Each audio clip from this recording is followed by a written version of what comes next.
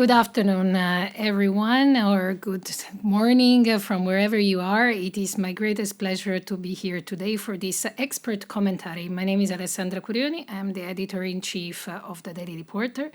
And today I have with me two exceptional colleagues with whom I'm going to discuss and share some thoughts about today's presidential symposium. That is Giuseppe Curigliano from Milan, Italy, and Marco Donia from Copenhagen and Denmark, actually. So Marco and Giuseppe, we have only 10 minutes to discuss about the entire session of the Presidential Symposium, but we will manage with some also take-home message for everyone who is online. Giuseppe, I would like to start with you. So thanks a lot, Alessandra, for inviting me. I will discuss about the DESTINY-3 prospective randomized trial comparing T-DM1 to trastuzumab deruxtecan in the second-line setting following treatment with pertuzumab and trastuzumab. If you saw the data, 60% of the patients received pertuzumab and trastuzumab.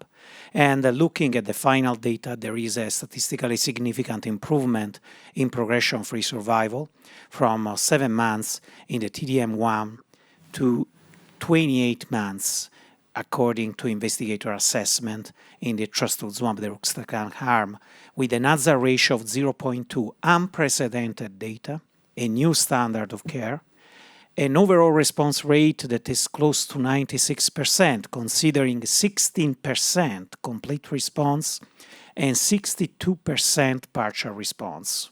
So what to tell? We have a new drug, a new star in the scenario of HER2-positive breast cancer, and of course, I strongly agree we need to move to the first line, and we have a clinical trial ongoing.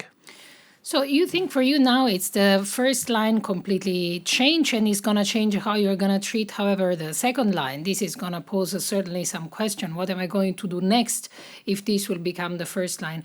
Do you see any major challenges there? And would you like to suggest then some clinical trials that is ongoing for this population of patients if the first line changes? This is, of course, a new standard in the second line because still the first line is trastuzumab, pertuzumab, and taxanes according to the Cleopatra data. But there is a study ongoing, that the DESTINY-09, in which we are comparing pertuzumab, trastuzumab, and taxane to trastuzumab deruxtecan alone or trastuzumab deruxtecan plus pertuzumab. So we need to wait the date of this other trial that is actually enrolling and is ongoing in order to understand if also the first line will have a new standard. So it's going to be the only thing that I was trying to understand how to manage ILD as a possible toxicity. Just a couple of words about it. Do you check patients before including them in such trials with these drugs? Or, for example, when you're going to treat them with this new drug, are you going to do lung function testing? What is your practice?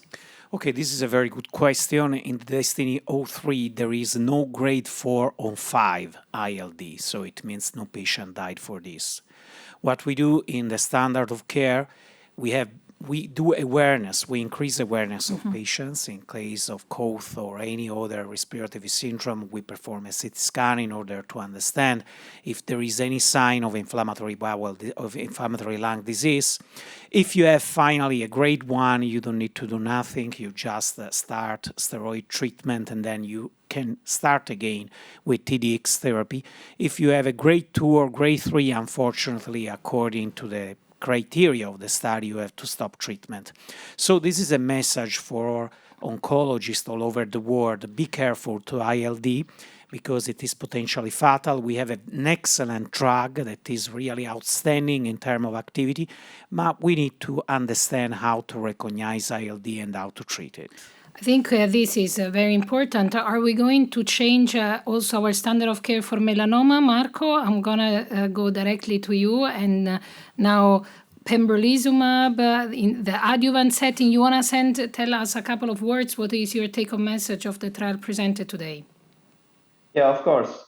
So my major take-home message from the presentation of today of Keynote 716, it was a trial where pembrolizumab was compared to placebo for the treatment of complete resected stage 2B or stage 2C melanoma, is basically that we should consider for treatment, but not necessarily treat every patient with this disease, stage 2B and 2C melanoma. Now, if we have to put more into context of the adjuvant treatments, now we can say that stage 2B and 2C melanoma has a substantial risk of relapse, somehow similar to what we have seen for stage 3A or 3B melanoma, where actually anti-PD-1 is already approved for adjuvant treatment. So in general, as more we go earlier into the disease stage, we should always consider much more than maybe we do today. What is the risk of relapse versus the risk of overtreatment within the individual patient? Basically, yeah.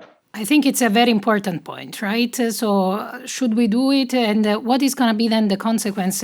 Going back also to the point was Giuseppe was mentioning. So if we're changing the way we treat the patients with new drugs, and now in this case, in the earlier stages, how then the treatment specifically for melanoma is going to change if a patient has previously received already immunotherapy in the adjuvant setting? Do you see some major concern, or do you see some possibilities with new studies for these patients' population?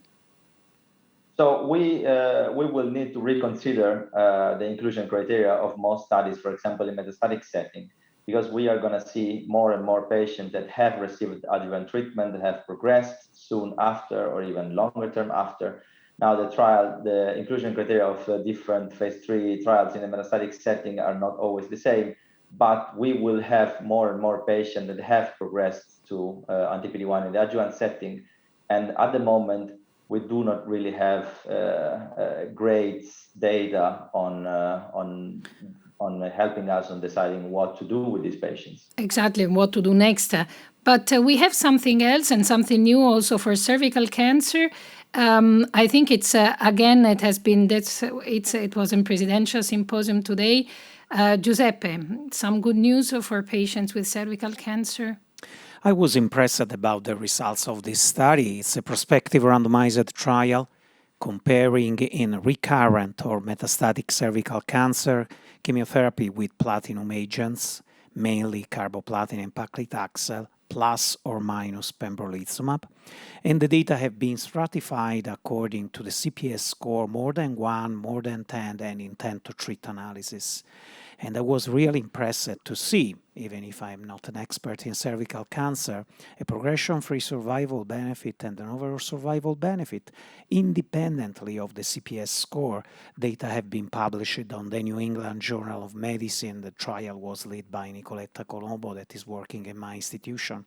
You know, it's a new hope for cervical cancer, a new standard of care for sure, for both relapsed and metastatic one. Another confirmatory study that pembrolizumab is really an outbreaking drug in combination with chemotherapy for several diseases. I wonder we never did a trial like a master protocol to explore activity of pembro across multiple solid tumors, because also in metastatic breast cancer you will see similar data. Of course, I would like just to remind to the audience that, in my opinion, the optimal strategy to treat cervical cancer is to prevent it. And just I would like to mention the program of ESMO together with EARC in order to prevent cervical cancer using vaccination across the countries where we have the higher incidence like Latin America. But in any case, outstanding data, new standard of care. Well, I think that we have seen impressive data today at this Presidential Symposium. The last open question that it remains probably from this study is the role of bevacizumab, which remains still unclear for this population of patients. So these were patients with cervical cancer. We have seen impressive data for patients with HER2-positive breast cancer. We have seen this important now new data for this specific population of patients with melanoma in the adjuvant setting. So I think it has been a really exciting ESMO day today. There has been a lot still going on. We couldn't cover everything. I'm really thankful for Giuseppe and Marco to have been here today with me. Thank you both very much. It was great to see you, Giuseppe, here today in Paris. Marco, I hope to see you then next year. I thank everybody who was online, and we will have tomorrow, same time, 10 minutes, wrap up this commentary. Thank you, everybody, and have a wonderful ESMO 2021.